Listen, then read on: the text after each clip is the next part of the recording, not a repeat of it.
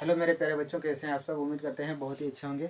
तो आज हम लोग पढ़ने जा रहे हैं क्लास 9th का विज्ञान, और विज्ञान में आज का चैप्टर मेरा रहेगा गति चैप्टर। ठीक है, तो गति चैप्टर में आज हम आपको दो चीज़ समझाएंगे। सबसे पहले विराम के बारे में, उसके बाद गति के बारे में। ठीक है, विराम की अवस्था और गति की अवस्था, आपको दो चीज़ पहले समझना है। ठीक है, ये इस चैप्टर का बेसिक चीज़ है। ठीक है, तो आइए हम लोग जानते हैं विराम की अवस्था क्या होता है और गति की अवस्था क्या होता है। ठीक है, तो आपको नाम से ही सबसे पहले यहाँ पे देखिए हम लिखे हैं विराम अवस्था और उसका डिफिनेशन है। ठीक है, तो आइए हम आपको समझाते हैं विराम अवस्था क्या होता है। ठीक है, तो नाम से ही आपको क्लियर होता होगा विराम, यानी कि ये सुनने में लग रहा है आराम जैसा। ठीक है, तो यदि कोई चीज़ आराम कर रहा है, मतलब एक जगह पे पड़ा हुआ है। आराम कैसे होता है? जो भी चीज़ एक जगह पे पड़ा हुआ रहेगा या आप कहीं बैठे होंगे तो वहाँ पे आप आराम कर रहे हैं। ठीक है, तो यदि कोई चीज़ एक जगह पे पड़ा हुआ है तो वो किस स्थिति में है? तो वो विराम की स्थिति में है। ठीक है, मतलब अब इसको साइंस की भाषा में कैसे समझाना है या इसका डिफिनेशन कैसे लिखना है।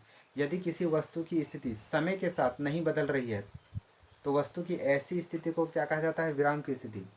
मेरे प्यारे बच्चों देखिए, हमने डिफिनेशन में कुछ ज़्यादा नहीं कहा है कि यदि किसी वस्तु की स्थिति समय के साथ नहीं बदल रही है।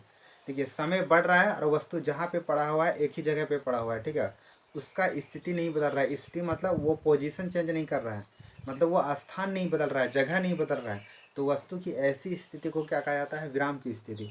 मतलब जैसे सूर्य भगवान अपना समय बढ़ा रहा है, ठीक है, लेकिन वस्तु जहाँ पे पड़ा है वहीं पे खड़ा है। ठीक है, वो कहीं से हिल नहीं रहा है, तो वस्तु की ऐसी स्थिति को क्या बोलेंगे? विराम की स्थिति कहा जाता है। ठीक है, जैसे कि विराम की स्थिति में कौन कौन चीज़ है, आप अगर आप चारों ओर देखेंगे दैनिक जीवन में तो सबसे पहले आपको पेड़ पौधा नज़र आएगा। ठीक है, फिर आपका घर नज़र आ जाएगा, है ना। तो ये सब किस स्थिति में होता है? विराम की स्थिति में। ये लोग कभी भी अपना स्थान अपने से चेंज नहीं करता है। ठीक है, तो ऐसी स्थिति को विराम की स्थिति बोलेंगे हम लोग। पहाड़ हो गया, पर्वत हो गया, ठीक है ना, पेड़ पौधा हो गया, घर हो गया, खंभा हो गया, तो ऐसी ये सभी वस्तुएं कैसी स्थिति में होता है? तो विराम की स्थिति में होता है। ठीक है, और अब हम लोग जानते हैं गति की स्थिति। ठीक है, गति की अवस्था।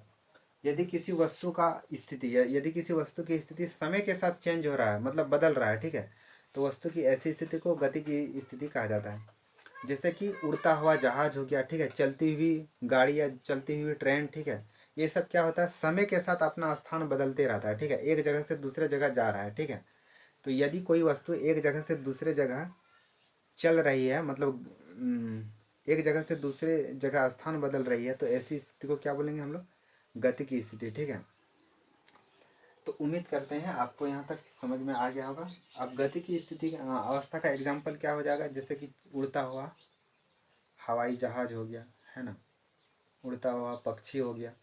उसके बाद हम लोग जो बाइक चलाते हैं उस समय क्या होता है? हम लोग का स्थान बदल रहा होता है। ठीक है, एक जगह से हम लोग दूसरे जगह जा, मतलब हर सेकंड अपना स्थान बदल रहे होते हैं। ठीक है, तो वस्तु की ऐसी स्थिति को क्या बोलेंगे? गति की स्थिति कहा जाता है। तो उम्मीद करते हैं यहाँ तक आपको समझ में आ गया होगा। जो स्थान बदलेगा वो गति की अवस्था कहलाएगा, और जो स्थान नहीं बदलेगा उसको क्या बोलेंगे? विराम की अवस्था बोलेंगे। ठीक है, उम्मीद करते हैं यहाँ तक आपको समझ में आ गया होगा। ठीक है, अब हम नेक्स्ट क्लास में आगे जानेंगे चाल, दूरी, उसके बाद समय। ठीक है, डीप में पढ़ना है। ठीक है, तो चैनल पर अगर आप नए हैं तो सब्सक्राइब कर लीजिएगा। ठीक है, तब तक के लिए धन्यवाद।